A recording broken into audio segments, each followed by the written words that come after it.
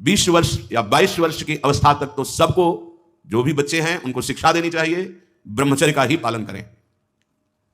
बहुत सुंदर खेती गेहूं की लहलहाती हुई है, और देहाती भाषा में उसे गलेत कहते हैं। गलेत मतलब बाली निकलने को है। अब काट लो आप, एक दाना नहीं मिलेगा, और थोड़ा रुक जाओ धैर्यपूर्वक, बाली आ जाने दो, उसमें दाना पड़ने दो, और दाना पक जाने दो, तो 1 बीघा खेत में 40 मन गेहूं होगा।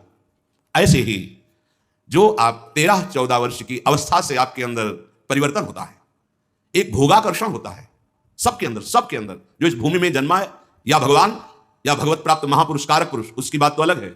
अन्यथा जो भी जन्मा है, जहां 12, 13, 14 वर्ष की अवस्था होती है, तो काम वेदना जागृत होने लगती है। मन एक अलौकिक आकर्षण, भोगाकर्षण की तरफ भागने लगता है। एक चाह होती, कोई हमारा ऐसा दोस्त हो, कोई हमारा ऐसा प्यारा हो जिसको हम अपना जीवन समर्पित करें, ऐसा होता है। एक माया का ऐसा आकर्षण होता है। इसीलिए पूर्व में गुरुकुल भेजा जाता था, बिल्कुल भोग विलासता से दूर, एकांत में महान ब्रह्म ऋषियों के शासन में, चाहे वो राजकुमार हो चाहे गृहस्थ बालक हो, एक ही संगत में बैठालकर अध्यात्म विद्या के द्वारा, नियम संयम यम के द्वारा उन्हें पूर्ण किया जाता था। उनका ज्ञान पूर्ण, उनका संयम पूर्ण, विचार उनका सत्य, फिर वहां निर्णय लिया जाता था।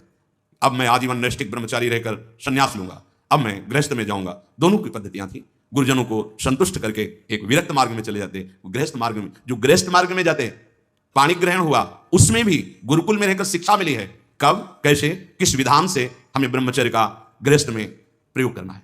ऐसा नहीं कि मनमानी व्यभिचार प्रवृत्ति। यहां तो अब ऐसे आचरणों की बढ़ोतरी हो रही जहां शास्त्र, संयम, गुरुजनों की आज्ञा, इनका तो कोई महत्व ही नहीं रह गया है। कैसी कलयुग की विचित्र मलिन चाल।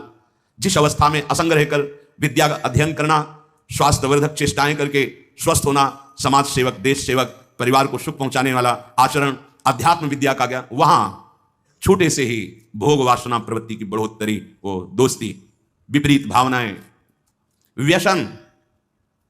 समलो भाई, सबसे हाथ जोड़ के कह रहा हूं, बहुत कीमती आपका जीवन है, जिस जीवन को छोटे छोटे बच्चे गांजा, भांग, अफीम, ड्रग्स, चरस, ये क्या हो रहा है? अभी आपकी 20-22 वर्ष की अवस्था है, आप व्यसन में आसक्त हो गए, आप व्यभिचार में आसक्त हो गए, तो किस बुद्धि से आप देश सेवा करेंगे? किस बुद्धि से आप अपना उद्धार या अपने परिवार को सुख पहुंचाएंगे? ब्रह्मचर्य जीवन है, ब्रह्मचर्य जीवन है। ब्रह्मचर्यहीन जीवन मृत्यु है। पूज्यपाद सिवड़िया बाबा जी महाराज, साक्षात ब्रह्म। जिसको ब्रह्मचर्य धारण करना है, ध्यान देकर सुनिए। सबसे पहला कार्य उसकी दिनचर्या में, चाहे बच्चा हो, चाहे जवान हो, या जो कोई भी हो, सूर्य उदय के पहले रात्रि के चौथे प्रहर में ही जाग जाना चाहिए। अपने तो अर्धरात्रि के बाद ही जाग जाते हैं। चौथे प्रहर में प्रातः 4 बजे बिल्कुल जग जाना चाहिए। और जो 8-10 बजे तक सोता है, वो कोई भी हो, ब्रह्मचारी रह नहीं सकता, ब्रह्मचर्य रह नहीं सकता। वो स्वप्न दोष का शिकार होगा, वो नाना प्रकार की कुचेष्टाओं का शिकार होगा, पक्का।